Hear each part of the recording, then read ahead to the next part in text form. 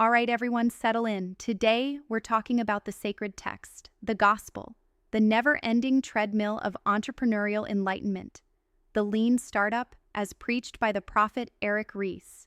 They tell you it's a framework for developing businesses. I tell you it's a framework for developing chronic sleep deprivation.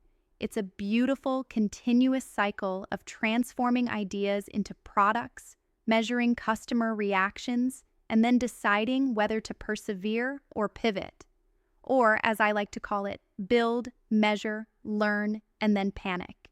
First, you build your minimum viable product, your MVP.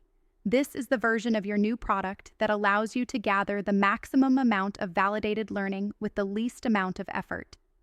My last MVP was a smart toothbrush that claimed to analyze your emotional state based on your brushing patterns. It didn't actually do anything but vibrate randomly and occasionally play a sad trombone sound. But it was minimal, and it was viable for about 3 days. Then you measure. Oh, the metrics. You track everything. Daily active users, weekly active users, monthly active users, the number of times your mom downloaded the app. My smart toothbrush app had a happiness score metric. It was always 3 out of 10. Turns out people aren't happy brushing their teeth, no matter how emotionally intelligent their toothbrush claims to be. My actionable metric was how quickly users uninstalled the app. It was very actionable. Next, you learn. This is the most painful part. You take all that data, all those low happiness scores, and you learn that your brilliant idea was in fact terrible. My big learning? People just want clean teeth. Not a deep emotional connection with their oral hygiene tools. It's like spending 6 months in a cave to learn that the sun is bright.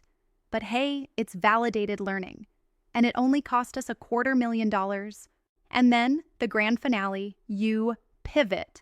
This is where you take all that validated learning and completely abandon your original idea. My emotional toothbrush company pivoted to a curated digital detox service, which, if you read the fine print, was just an app that told you to turn off your phone. We went from oral hygiene enlightenment to digital silence. It was a bold move. It was a strategic course correction. It was also just me telling people to put their phone down. And then the cycle begins again. You build a new MVP for your digital detox service. You measure how many people actually turn off their phones. Spoiler, 0. You learn that people don't pay for you to tell them to do something they already know they should do. And then you pivot again, maybe to an app that helps you find lost remote controls, or a service that reminds you to breathe. The lean startup isn't a methodology. It's a never-ending loop of self-discovery and mild existential dread. It's a beautiful way to fail efficiently, over and over again, until you're too tired to even pivot.